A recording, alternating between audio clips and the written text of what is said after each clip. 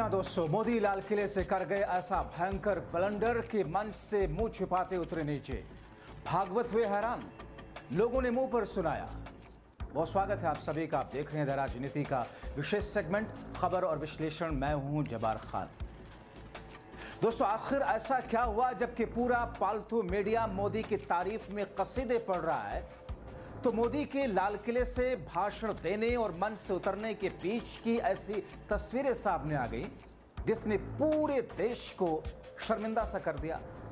आखिर लोग मोदी के खिलाफ क्यों उतर करके मुंह पर सुनाने की कोशिश कर रहे हैं? आखिर संघ प्रमुख मोहन भागवत क्यों हैरान हो गए? विस्तार से आपको सब कुछ बताएंगे दोस्तों। अंत तक मेरे साथ जरूर बने रहें क्योंकि खबर बेहद अहम है, संवेदनशील है।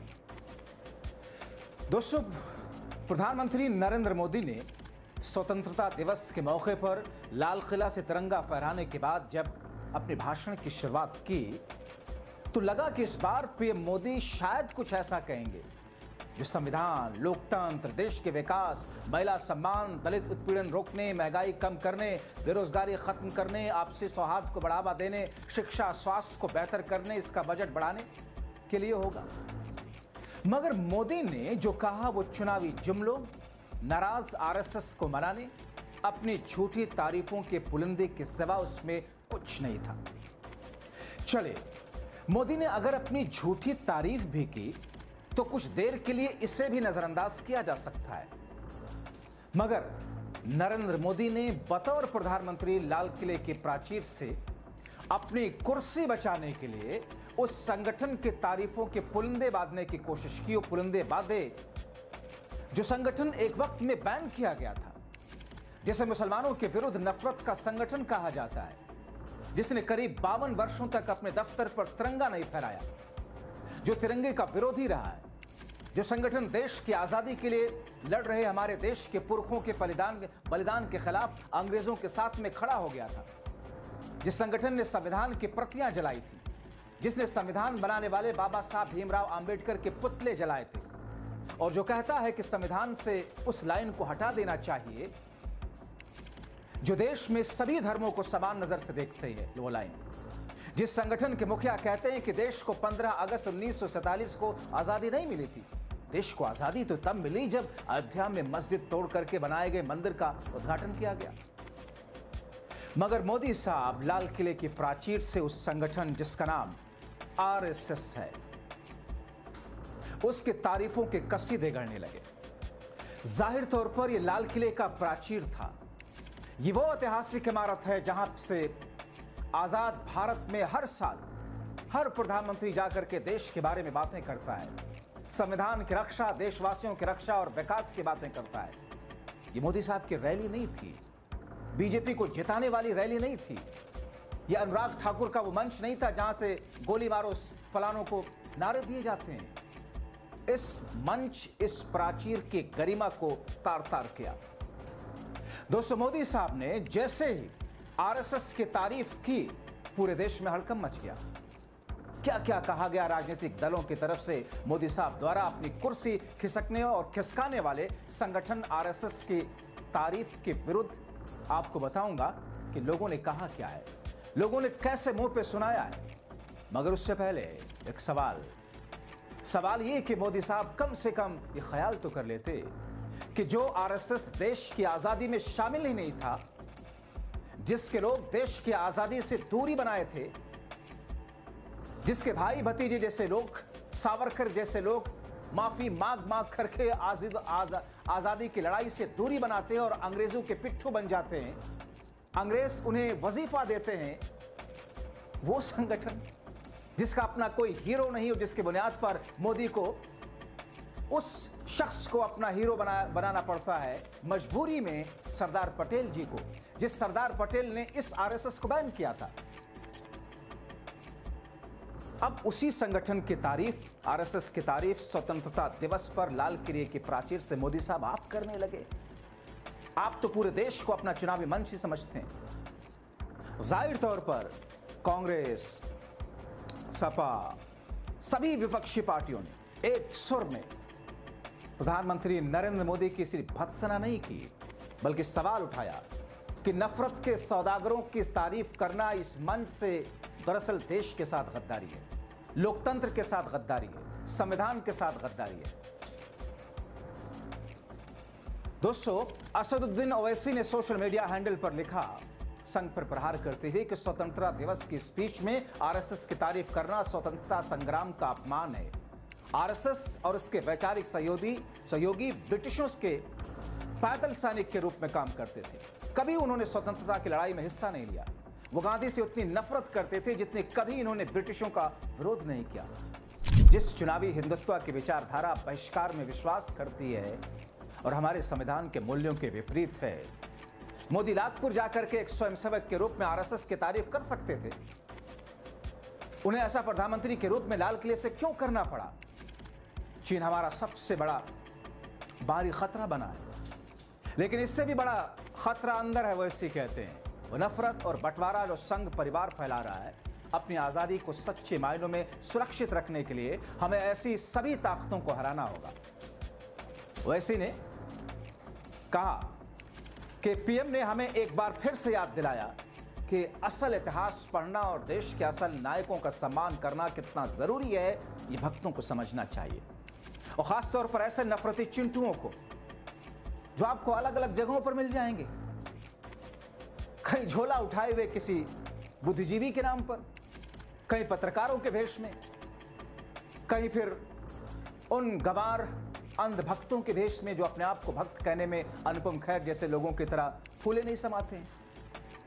खैर साहब को आपने सुना होगा, मैं मोदी का चमचा कर्चा कढ़ाई सब कुछ हूं।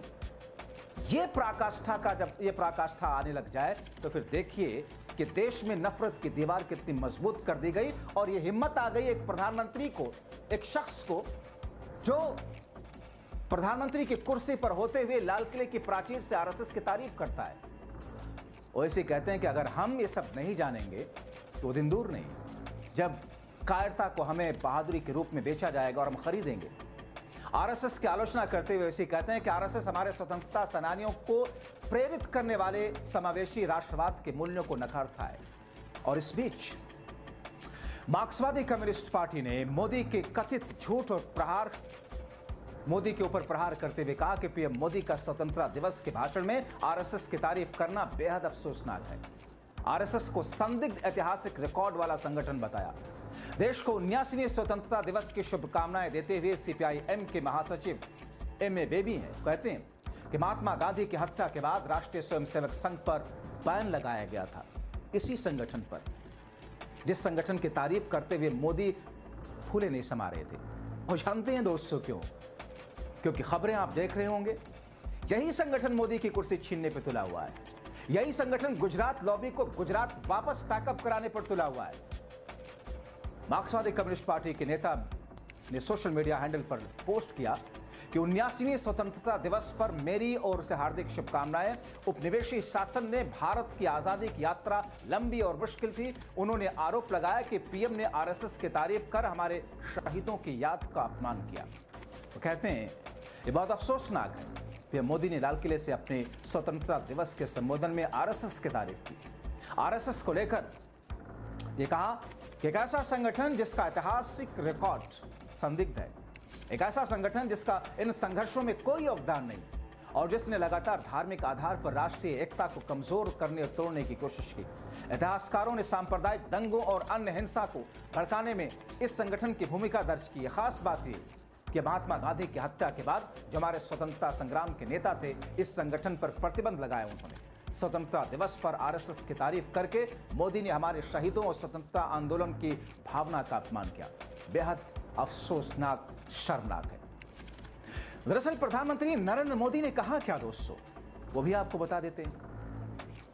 लाल किले की प्राचीर से जब वो खड़े हुए साफा पगड़ी बांध करके पारंपरिक तौर पर, हम सब उम्मीद कर रहे थे कि शायद जैसा कि लोग कहते हैं संघ जिस तरीके से तुला हुआ है, शायद मोदी साहब का आखिरी भाषण भी हो लाल किले की प्राचीर से। शायद कुछ ऐसा बोले कि उनके विरोधी भी तारीफ करने लग जाए। शायद वाकई कुछ लोकतंत्र संविधान के रक्षक के तौर पर बोलने लग जाए। शायद वाकई कुछ देशवासियों के हितों की बात करने लग जाएं। शायद वाकई कुछ माफिया मांगने के साथ बीते 11 वर्षों में देश की सरहदें कमजोर हुई हैं, जैसा कि मैंने पिछले शो में दिखाया आपको कैसे उन्होंने बोला।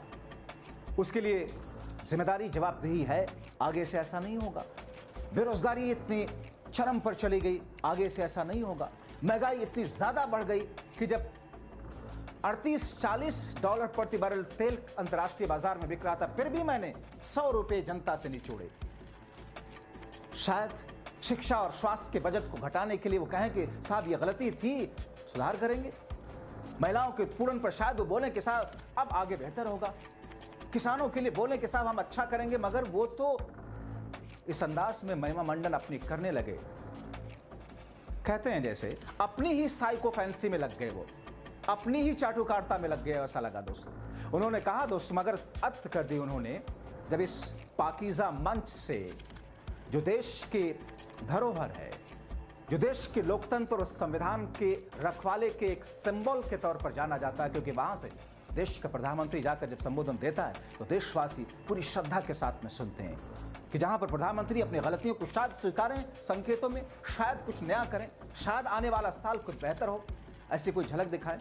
मगर ये साहब क्या कहते हैं? ये कहते हैं आरएसएस की तारीफ ऐसी की, कैसे कसीदे पढ़े। कहते हैं कि आरएसएस का इतिहास गौरवपूर्ण है।